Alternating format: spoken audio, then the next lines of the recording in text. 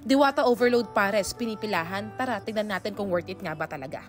So kami mga magpipinsan ay nagkayaan dito sa Overload Pares. So ayan, nag-order kami ng beef caldereta, ng chicken at ng kanilang overload pares sa pinagmamalaki nila. So kung makikita nyo nga dito, napakadami talagang tao. Already, 2 a.m., 3 a.m., 4 a.m. na kami natapos. Sobrang dami pa rin talaga ng tao. Hindi mo talaga ipagkakaila talaga na medyo hype siya sa mga tao ngayon. So, tignan nga natin talaga, masarap nga ba talaga yung Diwata Overload Pares or hype lang siya dahil sa mga influencers, sa mga vloggers na nagpunta dito.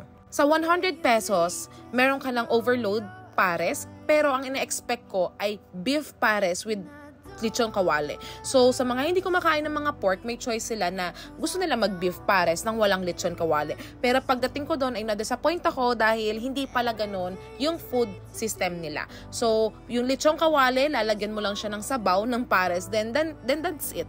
So, ako, ang kinain ko doon is yung chicken dahil sobrang hype siya sa mga vloggers, sa mga influencers, sobrang pagkinagat nila, sobrang crunchy, sobrang sarap daw.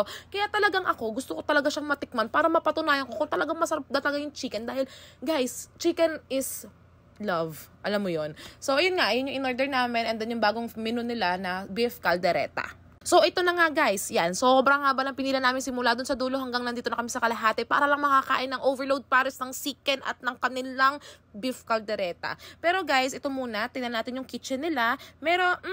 Okay na din siya dahil ini-improve naman siya ni Diwata. Syempre, dapat maging hygienic siya dahil food business yung sinuserve niya sa mga tao. So, tama itong ginawa niya na talagang meron siyang sariling kitchen na sana i-improve pa nila. Then, ayan, yun yung mga sinaing dyan, nagsasayang sila dyan. And then, ayan, merong mga nagsiserve sa inyo ng lechon kawali. And ayan guys, yung lalaking naka-gray na yan, ay guys, talagang inaway kami niyan. Pero ayun na nga yung honest review namin. Hindi na kami babalik dito sa Diwata Overload Pares. Honest review to guys. Kinain ng mga pinsan ko yung pares, hindi nila naubos dahil walang lasa.